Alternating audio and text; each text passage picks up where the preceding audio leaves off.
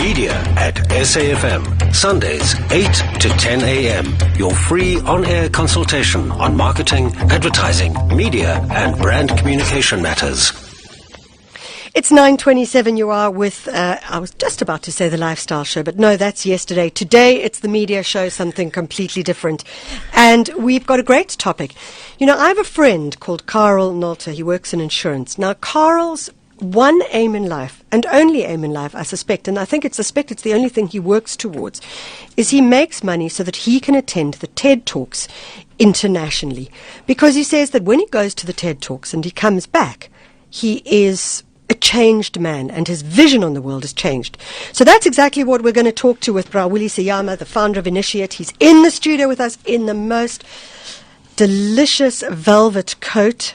It's gorgeous. Hello, Mish. There's a word called frottage, which means that when you are in a line with people and you sort of rub yourself up against the person in front of you. Yeah. With that coat on, you must be very careful to stand in a line, I think. I see. I'm loving it. Thank you very much for the compliment. Going on. So TED Talks. Yes. Some people may know what they are. Some people may not know what they are. So let's talk about TED.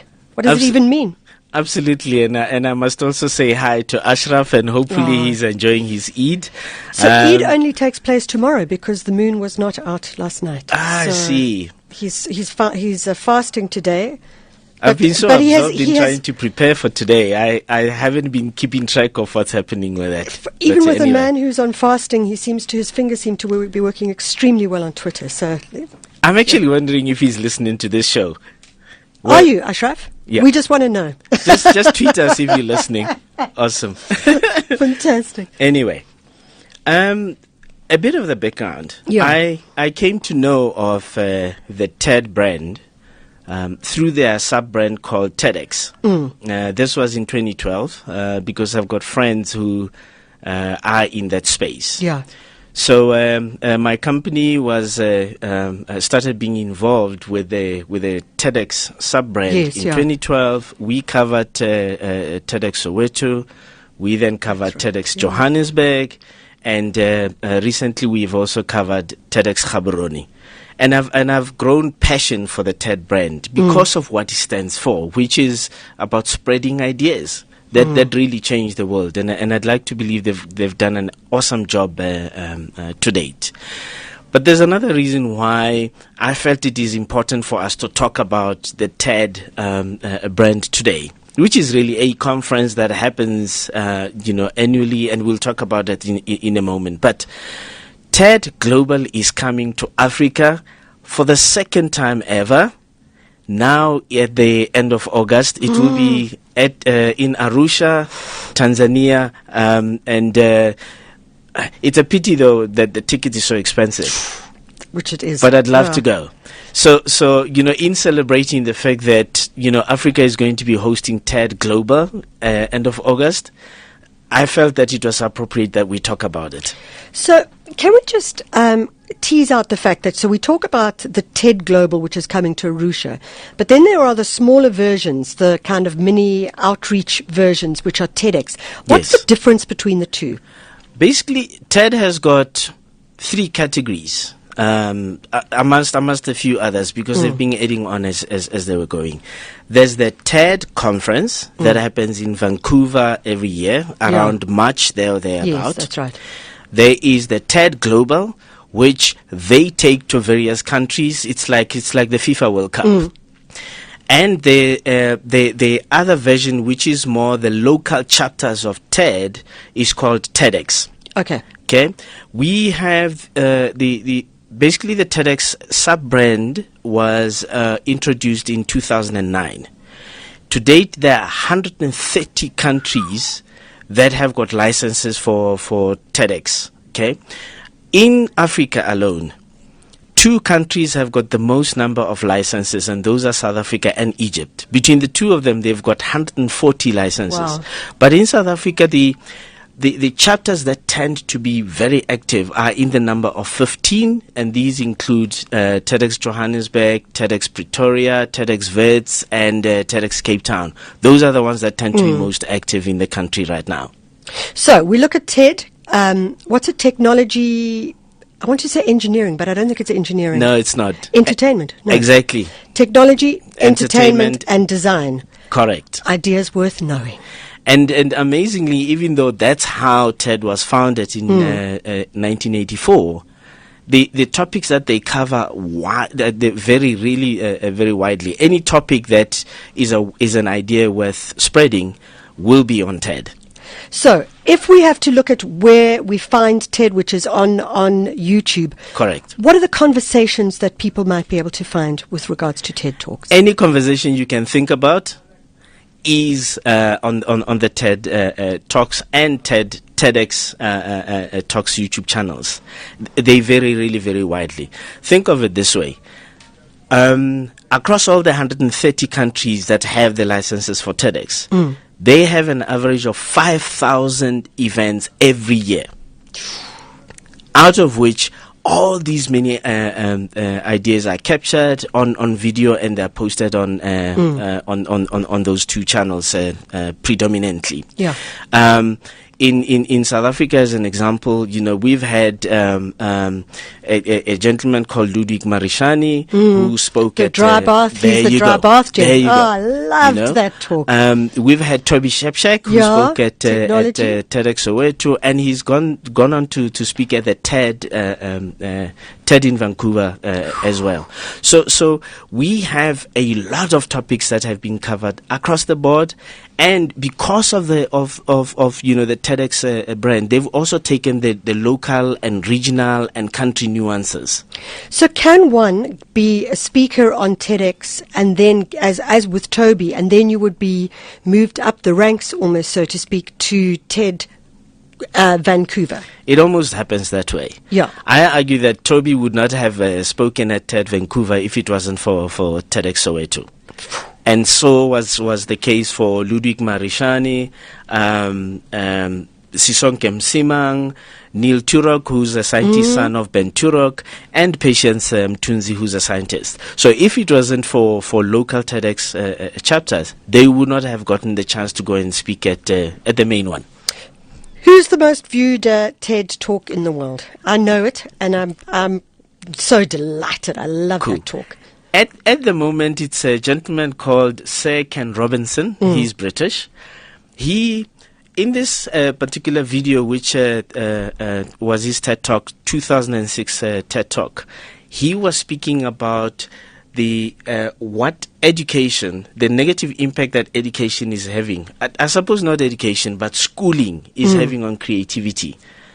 And I watched that video this morning again. I've watched it so many times that I can recite some of his lines. Yeah. He's really so good, even in his mannerism when he delivers his topics are something else. And he's been on the TED stage quite a few times since then.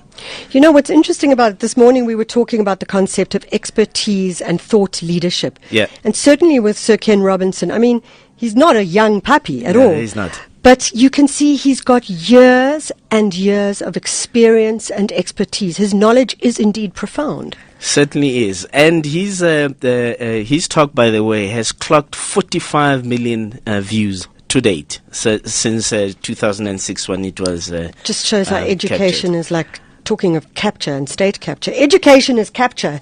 We need to we need to have a different way of educating kids as well. I also want to talk about Chimamanda Adichie because she also spoke at Vancouver. TED Vancouver.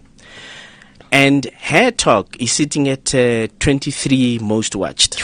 It's sitting at 12 million views. Yeah. And she's spoken at TED more than once since then. She's also spoken at the TEDx. Exactly. Yeah. I know of her talk at TEDx Houston in Britain, which alone clocked 4 million views.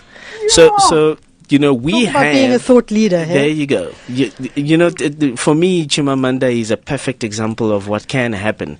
While she, when she first spoke at TED, she was already very well known. She had scooped a few awards because she's a novelist, as it were. Yeah. But I argue that her speaking at TED only served to propel her career to where it is today. So Bra Willie, what do you think makes for a great TED Talk? What is the thing that you love in a good TED Talk? I suppose ideas that come from ordinary people. Yeah. And somehow they resonate when you're listening to them. Yeah. I attended one of the previous TEDx Johannesburg talks, and I can't remember the gentleman's name. And he was speaking about simple things like, how do you make sure that you can create fire without killing the world? In terms of using wood and stuff. And it appealed to me so much, and it's a pity I can't remember his name now. And when you look at the top videos, most watched videos, they're not by your Bill Gates and your they're not by those well-known guys. And by the way, Pope Francis spoke at TED Vancouver earlier this year. So you have a lot of famous people who spoke at TED, but their topics are not the ones that have really caught fire on YouTube. Yeah. It's topics around education, topics around science. Those are the topics. And I think it's because they resonate when people are listening to them, because we can do something with those ideas. Who's curating TED? Currently, it is a gentleman called Chris Anderson who actually bought the TED conference in 2000, and he's done marvelous work with it ever since. Growing it both vertically and horizontally, and I'm so glad that he's bringing it to Africa in August. Have you got your ticket booked? I don't have money yet. Are you saving like a crazy guy? I've actually written him an email to say, Chris, can you please give me a media accreditation so that I can attend? And he said, I'll see what I can do. Send him a podcast of this particular interview. No, absolutely. So, if we have to try and persuade people to get involved in TED Talks and to maybe listen to more, how would you go about doing that? They're all on YouTube, for starters. Yeah. And, interestingly, you're saying that there's a gentleman called Simon Sinek. Yes. Okay. Simon first spoke at TED in 2009, and many people who are within the marketing field will know about him, because absolutely. A lot of us use his video called The Golden Circle. Yeah. And the point I wanted to make with it is, watch those videos. They're for free, by the way. It's like a MOOC. Exactly. It's like an online learning tool. Yeah. In addition to which, find your local chapter of TEDx, because, by the way, TEDx are run through volunteering. So if you want to participate in a TEDx chapter, just approach whoever is the curator of that TEDx chapter, closest to you, and tell them you want to volunteer. So amongst the South Africans that you've watched, who've been your favorites? Top of my head, Toby Shepshek. Yeah, speaking about technology. Absolutely, because I suppose I'm in the same space. That's why. But there've been a couple of videos that I've enjoyed. But Toby Shepshek stands out for me. How would it shift your world if you had to go to a Arusha? In a big way. Each time, like you were talking about your friend, each time I go to a TEDx a talk, I come back with all sorts of crazy ideas. I'm never the same person who went in when I come out. So for me, attending a TED Global at Arusha will really, put me on a different platform altogether. And the two friends of mine who are running TEDx Johannesburg, Kelo and Tati, and kudos to them. They have attended TED Vancouver at one stage or another. And they say the value of attending these conferences is not only in the talks, but the people you engage with who are in the audience, because everybody who's anybody attends those conferences. I'd love to be able to rub shoulders with Al Gore, as an example. Well, we get to rub shoulders with you here in the studio, and that's the best thing of all. Thank you. So, Willy Seyama, founder of Initiate, give people the details. They want to get onto TED. I agree. I think go and listen to that Ken Robinson. It really does make you rethink how we think about education. There is that STEM to STEAM movement where we need to start adding arts and creativity into education. Absolutely. And he certainly drives that idea a lot. Give people the details. Well, insofar as the TED Talks are concerned, literally go to Google and Google TED. They will come through. TED, as in the It name. is that simple. Yeah. And then you can go watch any talk of your liking. In addition to which, just Google top 20 TED Talks. and those will come up, and you can choose the ones that you like and watch them. Okay, my last thing.